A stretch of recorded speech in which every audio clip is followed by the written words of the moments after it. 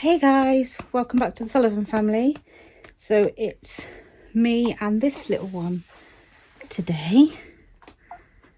You say hi, Florence. Say hi. Say hi. Are you just going to look at mummy?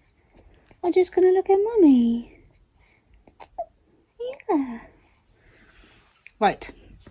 So I'm going to do, I know we sort of filmed quite a lot around Florence's birth and little bits and pieces afterwards, but I thought I would do a vlog from kind of a bit of a birth vlog from my sort of side of things. I thought it'd be quite nice to I'll probably do a blog to go with it as well at some point, but I thought it'd be quite nice to do a vlog from sort of my side of things, because obviously I've been doing lots of pregnancy updates after appointments and things like that, and I think the last time I did an update, a proper update, was the Thursday, which she was obviously born at the lunchtime after I'd been to see the midwife. So I thought I would pick up from there and kind of go into a little bit more of what happened from my view.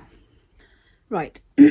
So the last time we spoke, I had been to see the midwife, because I saw my midwife the previous week, which I think I did an update on, and she sort of said I was 38 weeks something at the time, and she said if baby still hasn't arrived by next week, she's away, but she'd get me in with another midwife to do a sweep, either one of the clinics on the Monday or the Wednesday. So I spoke to the midwife on Monday, and she said she could fit me in on Thursday. So I was like, oh no, I've got to wait Thursday. But it was kind of like, okay, part of me was thinking I'm not, you know, still she'll be here by then, and part of me was like, well, at least, you know, Thursday is getting closer.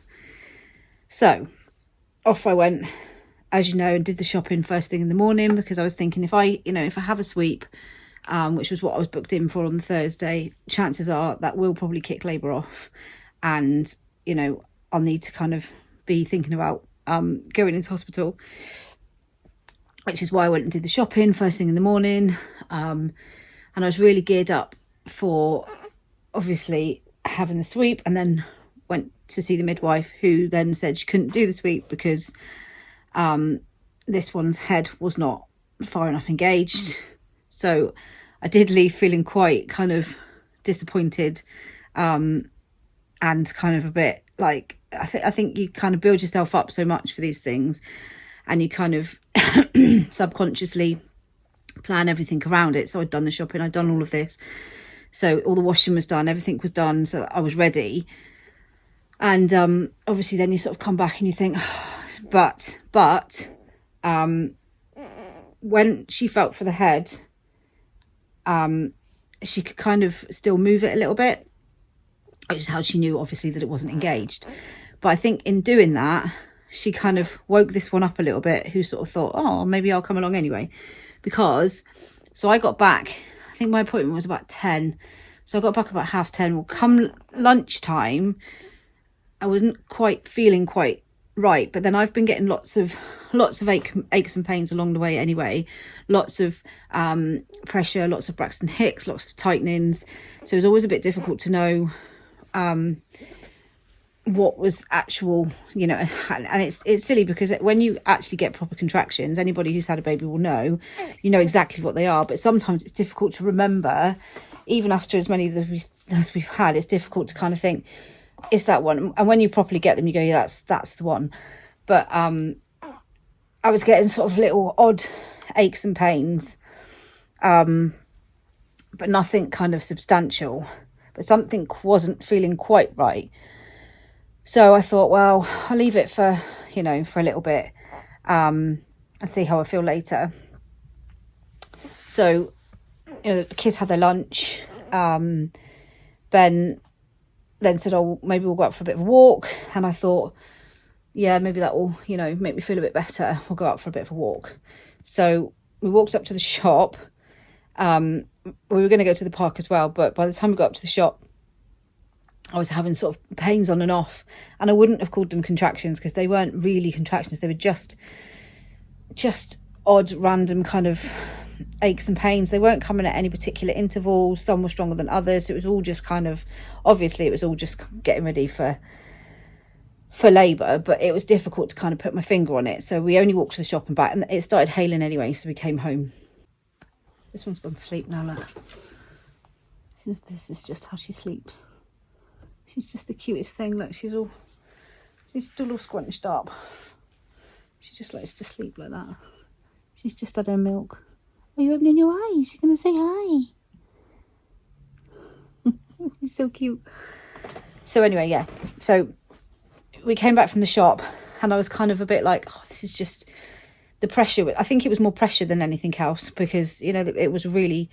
But I've been getting a lot of pressure anyway, because she's been head down most of the time. So there was times when there was a lot of pressure anyway. And add to that the fact that if you even need the tiniest bit of a wee, then it's just going to feel like pressure anyway. So we came home, and I said to Ben, I'm going to get a bath. This must have been about 3 in the afternoon or something like that. I thought I'll have a bath, and then just to see if I could, you know, in a bit of quiet, because obviously all the kids are at home and everything else. So it was a bit difficult to kind of gather my thoughts, really, if you like. And I said to Ben, if I have a bath, I can sort of sit in the quiet and just see if I can feel anything, you know, time anything regular, or, you know, anything like that. Because I didn't want to phone the maternity ward, and I didn't want to kind of alert anybody, because I thought this might just be another false alarm, Braxton Hicks. I've been getting lots of them lately. Could be anything. I thought I don't want to start, you know, phoning people around and nothing happens. So I went off and had a bath. And I had a couple of contractions, not even contractions, a couple of pains in the bath that kind of build up and go back down. But it wasn't sort of, yes, that's 8 minutes, that's 8 minutes. It's just, again, it was just sort of on and off, really. So I thought, okay. So I went downstairs, got out of the bath, went downstairs after about an hour, and just sat on the sofa with the kids for a bit. I wasn't feeling 100%. I was feeling something wasn't quite right, but I wasn't feeling 100%, but equally I couldn't put my finger on. I thought I was probably, by this point, I thought I am probably going into labour, but I'm not sure how long it's going to be, because there's nothing definite happening. So, like I said, I went downstairs, but I think I was starting to I must have not realised exactly, but I was starting to get a little bit agitated by everybody's noise and stuff, which should have actually probably been quite a big trigger, because normally that sort of stuff doesn't bother me, obviously, because we've got lots of people in the house. But I was starting to feel a little bit like niggled by things, which probably should have said to me, that's the start of labour. But anyway, so I got a drink and I came upstairs and lay on the bed for a bit. And that's when I sort of probably had a mild contraction, I'd say. Very, very, just a bit of a pain, building up and then back down again. Which is when Ben said, do you think maybe we ought to phone the maternity ward and just, you know, give them a heads up what's happening? I said, well, give it another half an hour and I'll see if I can, you know, put my finger on it properly. Well, by that point, I'd probably had one of these sort of very mild contractions every 10 minutes. So I said, right, okay, I'll get dressed and we'll phone the maternity ward, see what they say. So I got dressed. Ben phoned Ward 3 at Dr. Gray's, and I spoke to them as well. And I said, look, I can't really put my finger on anything just yet, but I am getting these kind of niggles. They are coming like every 10 minutes now. I've had 3 in the last sort of half an hour. And they are kind of building from my back up and then back down again. I said, but they're not overly painful. They're just there for now, but it's probably the most regular I've had all day. I think by this point it was probably about 5 o'clock, maybe 5 o'clock. And she said, well, you know, what do you want to do? Do you want to come straight up, or do you want to wait around at home for a bit? Or it's entirely up to you. You do what you think is best. And I said to her, obviously, I am a bit worried about things happening very, very quickly, but I think what I'll do, because I was concerned that the kids needed their tea and I didn't want to leave like halfway through, and Ben was downstairs doing dinner and everything else, so I'd kind of left him to it and come upstairs, and I didn't want them to be like the little ones to be frightened or scared or, you know, anything like that. So I said, I'll tell you what I'll do. I'll wait until they've eaten their tea, until they're all a bit more settled, and then I'll come up. Can you hear her little noises?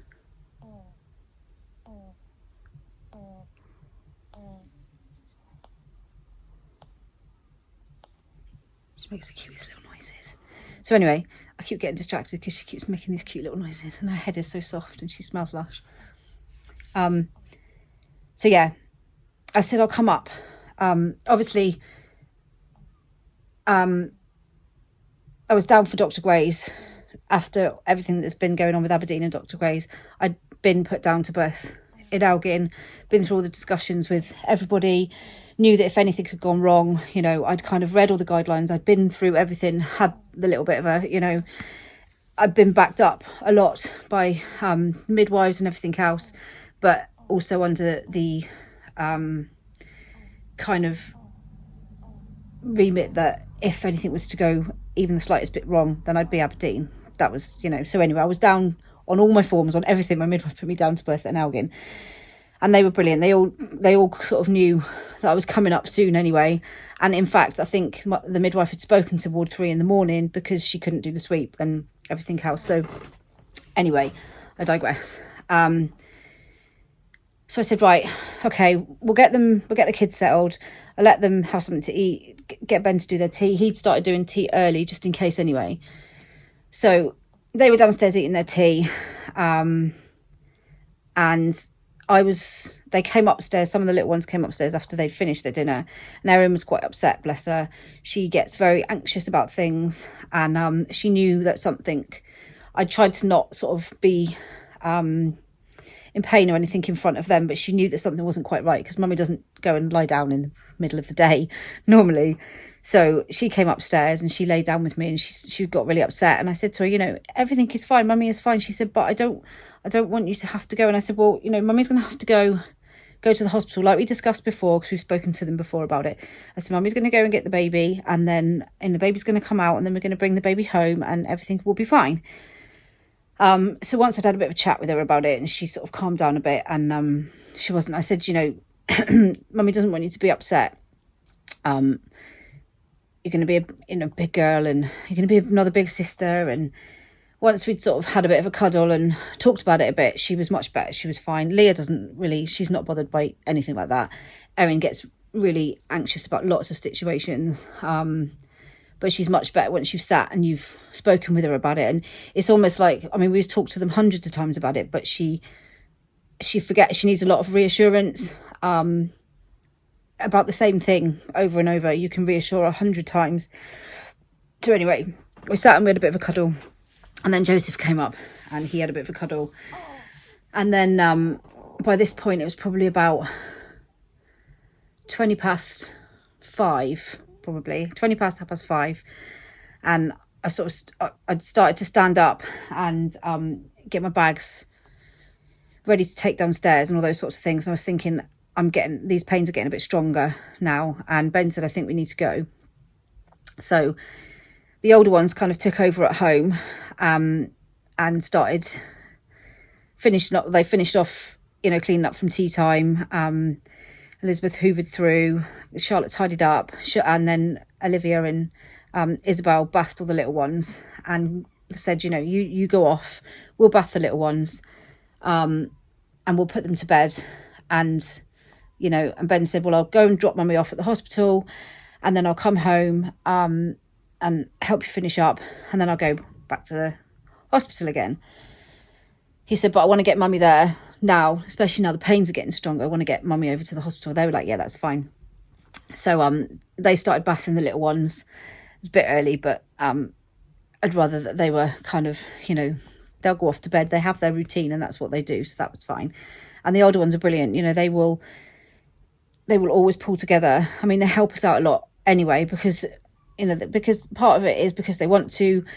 They all have their own little jobs that they do around the house. Part of it is because, you know, we work as a team in this house, and that is what we do. But, you know, they really pull together when they need to pull together, and they work really, really well together. and they all designate each other jobs. Right, I'm going to do this, you're going to do this, you're going to do that. And they've just taken over completely. They're like, yep, you're out the door, we've taken over. And, you know, I will be forever grateful. I mean, they're, you know, 14, 15 and 16, or 16, nearly 17. And I trust them a million times over. But I was glad it kind of was happening at the time it was happening, because it meant that all the little ones would be in bed, and then it would just be the older ones and sort of Noah, Toby and Eva, who are much more able to, they don't need as much intense care as the tiny ones, and the tiny ones would be in bed. So that was fine. So we went downstairs. This is about 5:20, 25 to 6 now, taking everything downstairs to go and get in the car. By this point, because I'd been up and walked, I'd been lying down, so because I'd been up, walked downstairs, I'd got a bit shaky. So I thought, this is definitely labour now, because I'd gone a bit shaky, and the pains had suddenly got a lot stronger, and they'd gone from being sort of 10 minutes probably to about 6 minutes. So we went out to the car, we got in the car, and I had a fairly strong contraction, but nothing too bad. And then as we drove down the road, probably about 5 minutes later, I got another one. And then probably about 4 minutes later, I had a massive, huge, proper contraction. I remember saying to Ben, now that is what I would call the start of labour. That's a proper contraction. That's how you know when you're in labour, with that contraction. And with that contraction, my water went as well. So I went, that's a proper contraction. That's a really, really strong one. And then I just felt the pop, and I went, and my waters have just gone in the car. So I hadn't put a towel down or anything, because I thought, because they were still coming at like probably every 6 to 8 minutes, and they weren't that strong, I thought, I've got plenty of time to get, I mean, the hospital's 15 minutes, if that. So I've got plenty of time to get to the hospital. Nothing's going to happen in that 15 minutes. No, it was totally wrong. So that huge contraction made my waters go. So then I was just sat soaking, and it seemed to take forever to get from the one, but it was just by the roadworks in Elgin, so by the new estate that's being built, to the hospital. It seemed to just take forever. Of course, it's between 5:30 and 5:45 now, so it's kind of rush hour, which up here is a different, you know, it's different kind of rush hour, but it's still quite busy, and the lorries and the buses and everything else. And I'm like, please just get to hospital, please just get, because they'd gone, contractions then had gone to about every 3 minutes, and I thought, this is just not going to take very long. So I managed to get into the car park, luckily, because it was, you know, after 5:30. There's no clinics or anything, so we got a space in the car park, no problem. But then I was like, I've got to get from the car to the door. It's still broad daylight, and I'm soaking wet. Luckily, we had some blankets in the car, which probably needed a wash. But I keep blankets in the car. I've probably talked about that before, because when I'm sat waiting for the girls at dance and it gets cold, so I used to keep blankets in the car. So Ben sort of tried to wrap a blanket around me, but at the same time I was having these massive contractions, which had kind of come from literally nowhere. So I got out the car and stood up, and I couldn't move because I just had this contraction. I said, so wrap me up in this blanket.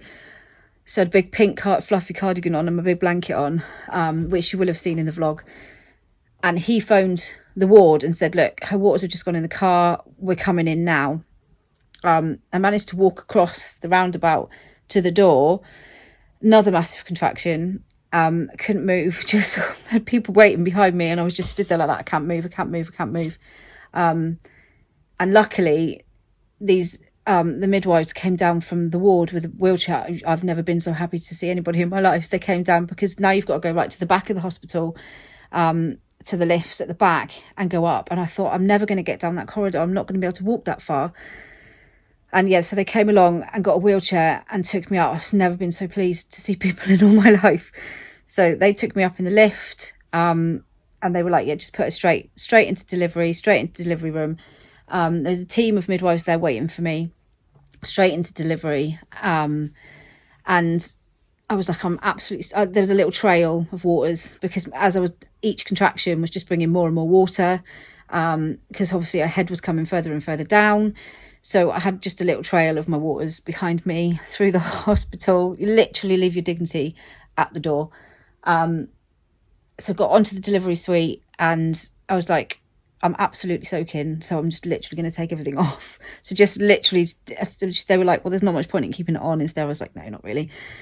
So everything came off. And they're so lovely because like you're literally covered in everything, and they just tuck it all away in a nice little bag for you over there, and nothing phases them. That's the best thing. Nothing phases them. I know they've seen it all before, but it's just, I know I've been through lots of labours and lots of births, and you do kind of leave your dignity at the door a little bit, but there is still that little bit of you that's a bit like, oh my God, but they just let nothing phases them at all. And they're just so fantastic because they just take it all away, put it all over there. I did have a little bit of a swimming pool in my sliders as well. Luckily I'd worn my sliders, but I got onto the bed. And I sort of said, my contractions have gone from being 1 in 10 to 1 in 8, 1 in 6. I said, and then there's no break really now. I said, they are just coming constantly. But so I got up onto the bed, and my waters were just, the further down she was going, there was just more and more water. You've never seen so much water in your life. I thought there was a lot of water with Agnes, but this is just like a swimming pool coming out, and they're trying to mop it up, and there's just like water everywhere.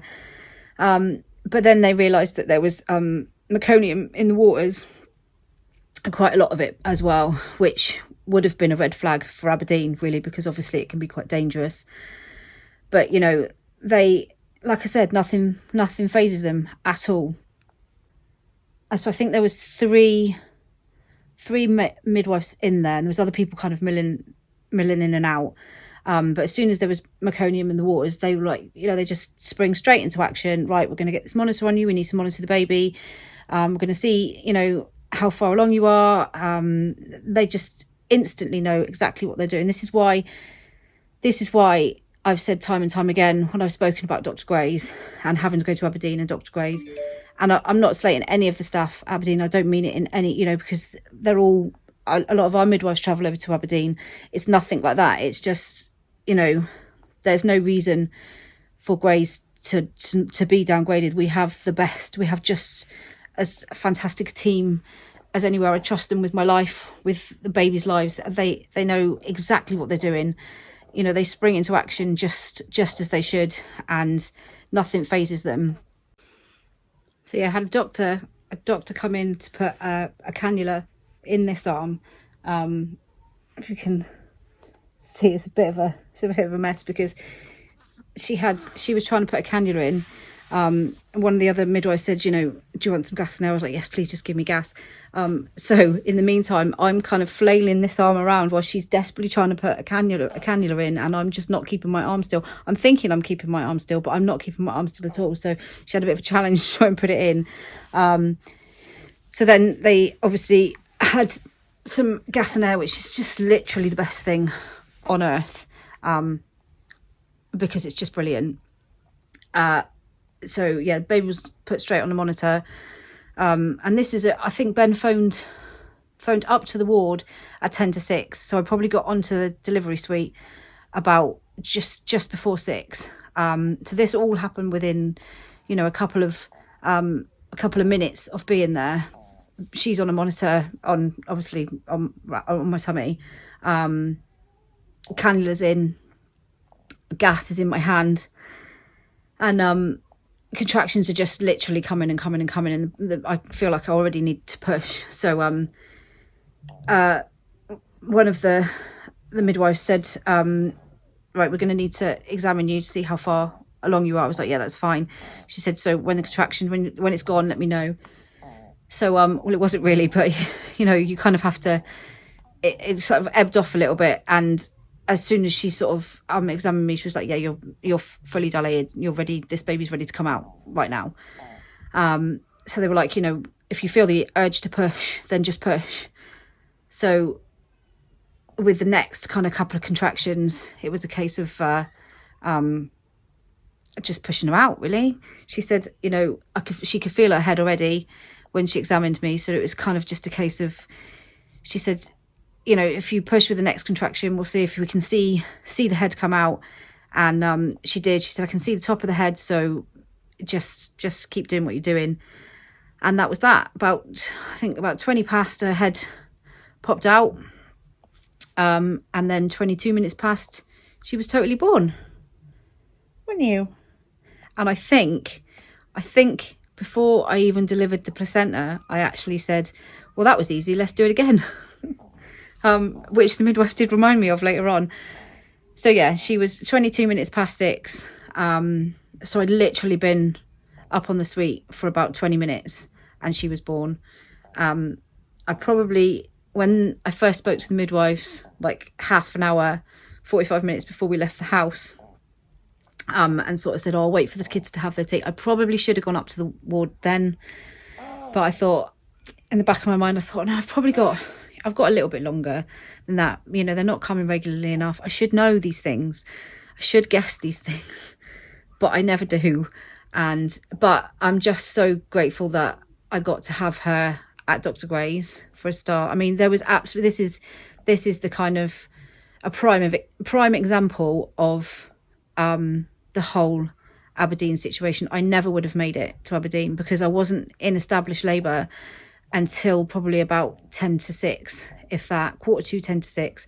And she was literally like 40 minutes, if you call it from that very first massive contraction. I never would have made it to Aberdeen. So this is the prime example of the situation that we're in, is that some people will not make it. So I'm so grateful that I wanted to have her at Gray's anyway. And I'm so grateful that we got to have her at Gray's. And of course, the other thing is as well that Ben was actually there, because although he was just going to drop me off, of course, we got in the door and she was pretty much ready to be born. And it was kind of a case of, you're going to be watching it, you're going to be here regardless. And he hasn't seen any of them born since the older twins, I think, because he's always been either with the little ones or not able to come with me or anything else. So it worked out like perfect time of day. The girls were amazing at home. They took over for those sort of few hours while Ben was with me, you know. So she's kind of popped along between bedtime and, you know, the little one's bedtime and the big one's bedtime, which is perfect timing. I probably, like I said, should have gone up to the ward half an hour earlier, but the car's dried out. I've put bicarb in the seat. It's fine. It'll be fine. And you know, it all worked out just brilliantly, really. I mean, it's it couldn't have gone better, really. I keep getting a little head. I've got the sun coming in half in the room. I keep getting a little head in the sunshine. Give me a little mess. Look at this beautiful little face. So yeah, and it's like after she was born, you know, they kind of, in Aberdeen, I felt very rushed. And the other thing is as well, it's not so much having somebody there while I'm actually giving birth, because obviously you've got a whole team of midwives who know what they're doing and they always support you regardless of whether you've got a partner there or not. You know, they're always really, really supportive anyway. So, but it's that little bit of time afterwards, after they've been born, not having somebody there then always kind of feels really, that's when you feel a bit lonely, because you want to be able to share this little one with somebody. So when Ben's not been there, that's always been a little bit of a difficult time.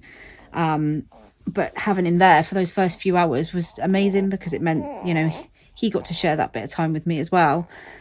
And that meant, it meant a lot, to be honest. And again, that wouldn't have happened if it was Aberdeen, because he wouldn't have been with me. So, yeah, having him there in those first few hours was pretty special as well. And the other thing is, you don't feel rushed at all in Gray's. You know, they let you kind of have that time where you're not rushed to get up out the bed, get in the shower, get on the ward. You know, we had a good few hours on the delivery suite afterwards where I could just rest and he could just spend some time with her. And then when I did feel ready enough, and when she, you know, once she'd had all her sort of weight and everything done, got to get her dressed. And then I got to, when I felt ready, I got up and had a bit of a shower and freshened up and stuff like that. But there was no rush to go and do it. It was just when I felt ready. I think Ben went home about 9:45 in the end, because obviously the girls had been on their own, and although we've been keeping in contact with them all evening, he wanted to go home and see them. So he went home about 9:45, and I went up over onto the ward then. And it's just lovely because it's peaceful, and she just kind of slept through, really, to be honest. She was no problem. Were you? No. So I got to have some rest, and everything's very laid back and very quiet and very peaceful, just as I wanted it to be. You know, you're not overwhelmed with people. There's not it's not really busy and bright and all of those sorts of things. It's just lovely and peaceful, and the tea and toast afterwards is always amazing. But yeah, and then even like the next day, there's no rush to kind of kick you out the door or anything like that. I mean, obviously I wanted to go home the next day, and because she'd had meconium, she needed to stay in for 12 hours to be checked anyway. So she had to be checked every 2 hours because it can be dangerous if they've breathed in. I think she'd probably just done it as she was being delivered, because she was literally covered. Honestly, it's just covered in all sorts of stuff. Bless her. I've never seen so much poo. But you're still beautiful. So yeah, she was, they checked on her every 2 hours. Through the night and everything, and I even managed to get quite a good night's sleep, probably better than I would have done at home, to be fair, especially as I think Joseph got up about 4 o'clock. So nice slow breakfast the next day, and some nice lunch, and then after lunch we obviously came home, but there's no rush to get you out. There's no, baby had her full check, and everything, all those sorts of things before we left, and nothing felt hurried, nothing felt rushed. It was just all lovely. It was just all exactly as I would have wanted it to be. And it's like the months and months of anxiety and worry over it all just have gone. Like I said in my posts after I put on, it's all just disappeared once they're here, safe. It's the unknown. You don't know exactly what's going to happen. That's what causes most of the anxiety. And I think for me as well, it's kind of, especially towards the end, you want the baby to come along, but equally I like being pregnant. So, and I'm lucky that most of my pregnancies are really straightforward. So you want to be able to enjoy your pregnancy as much as you can. So you're kind of clinging on a little bit to the last kind of bit of being pregnant, and you want to kind of make the most of it, but you're also really anxious and waiting for this little one to come along. So there's always a lot of mixed emotions towards the end of pregnancy anyway, because you don't want to hurry it, because you want to kind of make the most of being pregnant, but equally you want this little one to come out so you can meet them and for them to be part of the family. But yeah, everything went exactly as I would have wanted it to go. I'm really grateful to everyone at 𝙵𝚁𝙴, because they're just amazing. And, I'm really grateful to the girls for stepping up and just being the best, which they always are. They're amazing as well. I'm so grateful for our family. We're so lucky. We're so blessed. And I know people might think that's a bit cheesy, but we're so lucky. And, I'm always grateful to Ben for always being so supportive all the time. We might not gush over things with each other all the time, but because that's not who we are, but we have created the most incredible family together, and we are the best team ever, I think. And I'm very proud of all my children. I'm very proud of our family, and I'm very proud of this little one for coming along too. Look at her, she's just so sweet. How could you not want one more of her? I mean, we would probably, everybody knows I would carry on until I couldn't have any more. And, maybe there will be another one. Who knows? I'm never going to say never, because, this couldn't have gone any better, really, this one. We've been very lucky. But like I said, it's, we have an incredible family, and they are the best.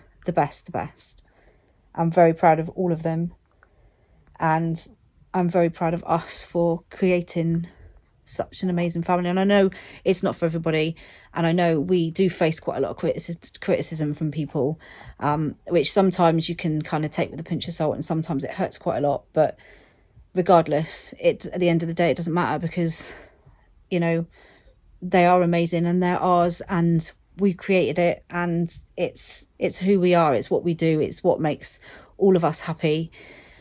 And just watching everybody pull together, and watching her come home to the family she's come home to, and everybody just falling in love with her instantly, is just the best feeling in the world. So yeah, we couldn't ask for more, really, to be honest.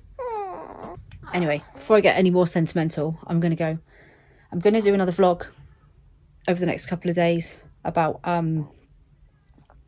we're getting this one's, now I can get clothes out because I know what we've got. So I'm going to get some girls' clothes out in the next couple of days from storage to see what we've got. So I'm going to do a vlog at the same time, seeing what we've got put away, and if there's any other bits that we need to buy. I think we've probably got quite a lot. So I'm going to vlog it anyway, because it'll be fun to see what we've got. So yeah, hope you've enjoyed this video. Make sure you drop us a like or a comment. We've had some amazing comments over the last few days. Honestly, it's just been incredible.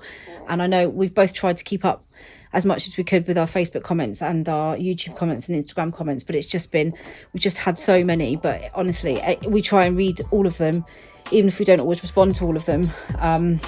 We do try and read all of them. They've been incredible. People have been so kind and so lovely, and it's so nice being able to share it with everybody. And yeah, it's just really special. So thank you to everybody, and just keep an eye out for the next video, and we'll see you soon. Bye.